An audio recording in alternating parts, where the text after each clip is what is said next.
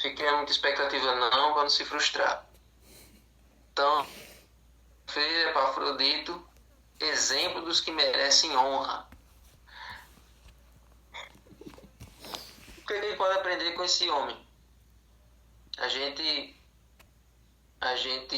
lê as cartas de Paulo, foca muito nas instruções, né, nas admoestações, mas não vê muita utilidade nos amigos de Paulo, nos colaboradores de Paulo. A gente acha que ali estão nomes que nem na genealogia, que não serve para nada. Lá na genealogia, lá em Crônicas, a gente não aproveita nada de saber quem é o filho de Itreão, não sei das quantas. Mas aqui, Paulo ele cita alguns personagens, ele cita alguns colaboradores, e a gente pode aprender algumas coisas sobre a maneira como ele se refere, a maneira como ele cita esses colaboradores. Então, aqui primeiro ele citou Timóteo, que Timóteo era excepcional, era excelentíssimo, porque foi ele quem escrevia as cartas para Paulo, né? Mas aí surge esse outro personagem que é Epafrodito, certo? E o que é que Epafrodito fez que foi digno de louvor por parte de Paulo? 25 ao 30, Filipenses 2, do 25 ao 30. No entanto, eu julguei necessário enviar-lhes Epafrodito, meu irmão, cooperador e companheiro de lutas, e da parte de vocês, mensageiro e auxiliar das minhas necessidades. Ele tinha muita saudade de todos vocês, e estava angustiado porque vocês ficaram sabendo que ele adoeceu. De fato, ele adoeceu e estava à beira da morte. Mas Deus se compadeceu dele, e não somente dele, mas também de mim, para que eu não tivesse tristeza sobre tristeza. Por isso, tanto mais eu me apresso em mandá-lo, para que, vendo-o novamente, vocês fiquem alegres e eu tenha menos tristeza. Recebam-no, pois, no Senhor, com toda alegria, e honrem sempre os que são como ele. Porque, por causa da obra de Cristo, ele quase morreu, arriscando a própria vida, para suprir a ajuda que vocês não podiam me dar pessoalmente. Olha aí. Então, para Paulo, Epafrodito era um personagem indispensável. Para Paulo, ele era de uma ajuda incomensurável, porque ele estava fazendo a ponte entre ele e os filipenses, ele estava sendo a representação presencial de Paulo entre os filipenses, certo? Então, o que a gente pode aprender, o que a gente pode descobrir sobre Epafrodito? A gente sempre lê o nome dele e a gente nunca percebeu a semelhança que tem com o nome Afrodite. Afrodite era a deusa grega da beleza. Então, como Epafrodito ele era gentil, então provavelmente esse nome era em alguma homenagem a deusa Afrodite, né? Tanto é que o nome dele, o significado exatamente do nome Epafrodito quer dizer agradável, ou fascinante, cativante, que é alguma coisa derivada do nome Afrodite, que era a deusa da beleza. Então, ele veio de um contexto pagão, certo? E Paulo chama ele de cooperador, ou seja, ele participava ativamente do ministério. Rosângela? Pode fechar o microfone, Rosângela. Ele participava ativamente no ministério ao lado de Paulo lá em Filipos, certo? Não me fecha esse negócio aí que eu tô sabendo não, criatura.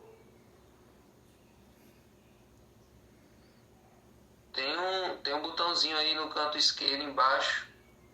É só que tem um símbolo de um microfonezinho, é só ligar.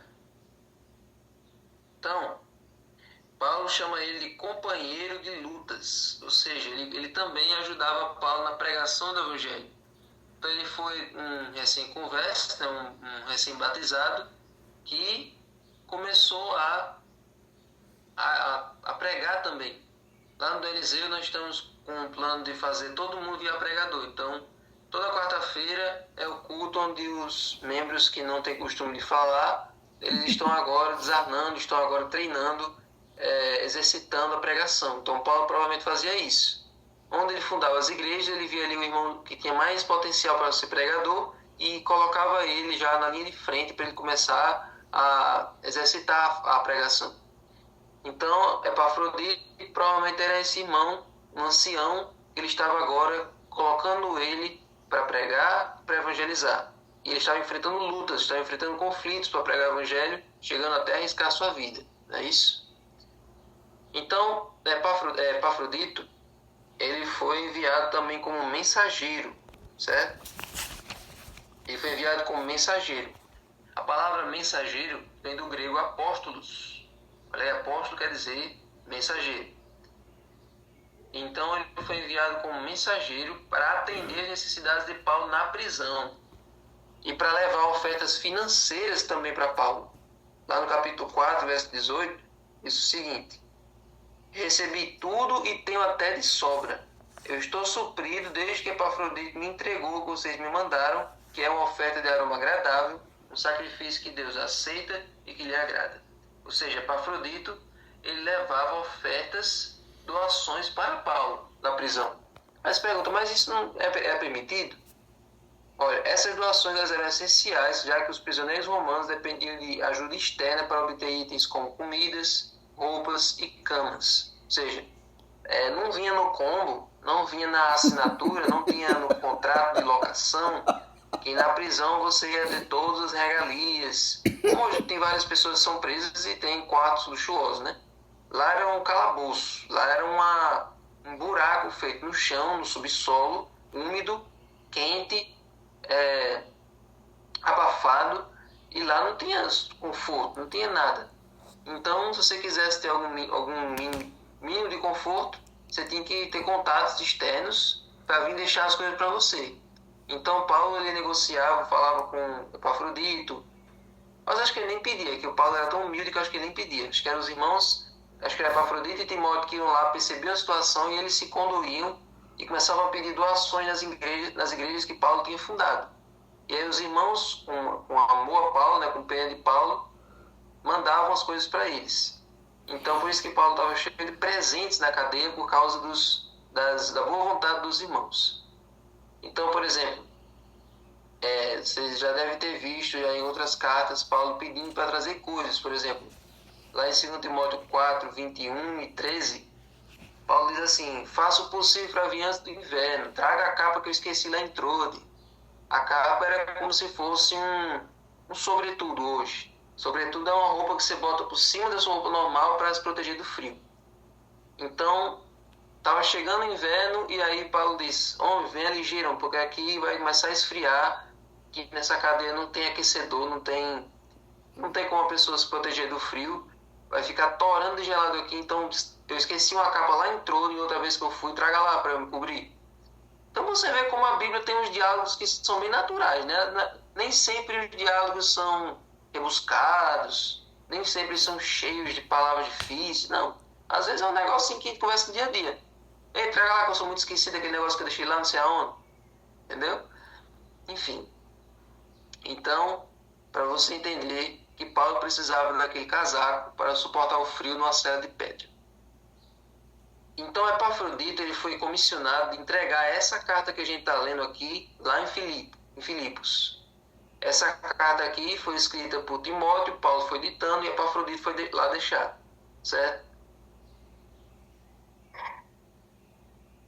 Então, talvez devido aos problemas enfrentados lá em Filipos, Paulo decidiu mandar ele mais cedo, antes do esperado, para que os filipenses recebessem ele no Senhor, com toda alegria. Porque Paulo estava sabendo, né, que a situação lá em Filipos estava o pessoal brigando, né, talvez o pessoal querendo ser maior do que o outro, estava ali tendo aquelas rusgazinhas. Então Paulo disse: então Epáfras, é bom você ir antes, certo? Talvez até por isso que a carta de Filipenses é tão curta, assim, 4 capítulos. Talvez Paulo decidiu resumir ali o que era mais importante, resumir ali as informações, as orientações mais cruciais, para que a carta chegasse logo. Acho que talvez fosse por isso. Agora, tinha casos como Corinto, como a carta de Corinto, por exemplo, que não tinha como resumir. Era para ser algo bem detalhado, porque o povo estava perdido na gandaia, lá em Corinto. Mas as outras cartas talvez tenham sido curtas, porque Paulo decidiu resumir Ou talvez ele não tinha recurso para fazer uma carta mais longa, talvez. O papiro não dava, a tinta não dava, enfim. Então a carta de Filipenses foi levada por Epafrodito. Então Paulo desejava tranquilizá-lo sobre a sua situação e enfatizou que Epafrodito era alguém digno de honra, não pela sua posição social, não pela riqueza dele, mas pelo seu espírito sacrificial ao seguir o exemplo de Cristo. Então, olha, aqui está dizendo que Epafrodito, na Bíblia diz que Epafrodito ele ficou doente, ficou à beira da morte. E Paulo ficou muito preocupado, porque além da preocupação dele com as igrejas, agora está a preocupação dele com aquele que estava suprindo a falta dele nas igrejas. Olha aí, Paulo não estava presente. Tinha aquele representante que estava presente. Agora esse representante adoeceu, ia morrer, então Paulo estava preocupado com ele também. Então agora Paulo, com Epafrodito recuperado, estava agora novamente com saúde. Então agora Paulo poderia ficar tranquilo, poderia ficar sossegado, porque agora Epafrodito ia fazer a obra dele e não ia trazer mais tristeza para Paulo, né? Mas Epafrodito ele dava a vida, ele dava o sangue para a pregação do Evangelho. Ele queria ao máximo imitar o exemplo de Paulo, principalmente o exemplo de Cristo. Então, gente, o termo grego traduzido com honrar aparece poucas vezes no Novo Testamento. E às vezes que ele aparece é quando aquele servo que o centurião estimava muito, porque aquele servo era quase como se fosse um filho para ele, é um convidado importante de um banquete, e a Jesus como uma preciosa pedra angular. Então, às vezes em que aparece a palavra honrar, é alguém que tem muita estima, é alguém que é bastante considerado, é alguém que é muito amado, é alguém que é muito louvável, que tem atitudes muito louváveis, que é uma pessoa honrosa. Então, Epafrodito era um exemplo notável de fidelidade. Então, gente, nós líderes, nós não, vocês líderes, os líderes, eles precisam seguir o exemplo de Epafrodito.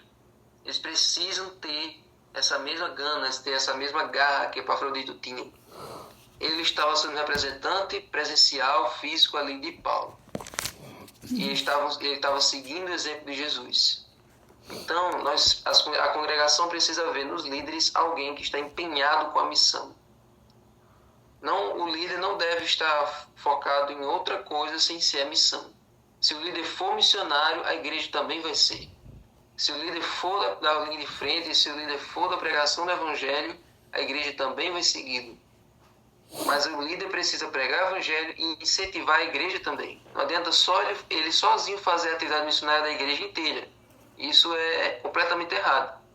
A igreja precisa ser comissionada, ter as suas funções delegadas na pregação do evangelho também. Mas precisa ver primeiro a iniciativa do líder. Lembrando que existe uma tirinha que mostra a diferença entre o chefe e o líder. O chefe ele se senta num trono, se senta numa cadeira, os escravos carregam ele nas costas, enquanto ele chicoteia os escravos para carregar ele para onde ele quer que eles vão. Enquanto o líder não, o líder ele vai na frente dos escravos, na frente dos liderados, ajudando os liderados a carregar o peso. Então Epafrodito foi um exemplo de ancião. Epafrodito foi um exemplo de servo de Deus. Ele dedicou a sua vida para a obra de Cristo. E o que nós temos feito? O que nós temos feito? Temos dedicado nossa vida para Cristo, temos dedicado nossa vida à pregação do Evangelho, temos nos doado até o sangue, como Paulo disse uma vez, que a nossa vida e a nossa morte sejam dedicados a Cristo. Que as nossas palavras, que o nosso jeito de agir seja uma pregação constante para aqueles que estão em volta de nós. Que as nossas igrejas sejam igrejas mais vivas, sejam igrejas mais fortes, por causa do Espírito Santo que é derramado todos os dias sobre os líderes dessa igreja. Amém? Senhor Deus, muito obrigado pela lição de hoje, muito obrigado pelo teu carinho, pelo teu amor. E agora pedimos a tua unção, pedimos a tua força para os líderes dessa igreja, para cada ancião que está aqui, para cada diretor de grupo, que essas igrejas, onde quer que elas estejam, possam ser abençoadas, e o Senhor primeiro derrama uma torrente de luz, de poder sobre os líderes dessas igrejas. Amém. Fica conosco, agora abençoe o estudo do livro, em nome de Jesus. Amém. Amém. Amém.